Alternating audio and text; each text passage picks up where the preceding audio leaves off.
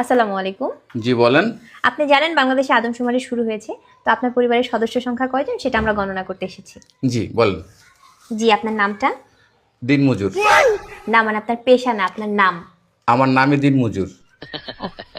আপনি কি বিবাহিত? জি। কয় বছর হচ্ছে বিয়ে করেছেন?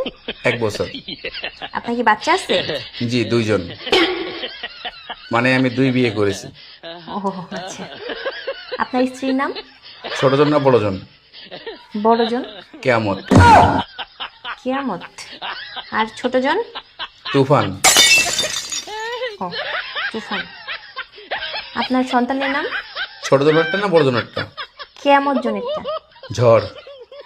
ঝড়। আর তুফানেরটা? সিডর। সিডর। জি, আপনার মূল্যবান সময় দেওয়ার জন্য আপনাকে ধন্যবাদ। আর লাগবে না? না না না, আর কিছু লাগবে না। আর কিছু লাগলে নিয়ে যান। না না, তাহলে ভিতরে এসে একটু চা খেয়ে যান। এখানে বেশিক্ষণ থাকলে সমস্যা আছে। না না না, আর কিছুই লাগবে না। আপনাকে অসংখ্য ধন্যবাদ, ভালো থাকবেন।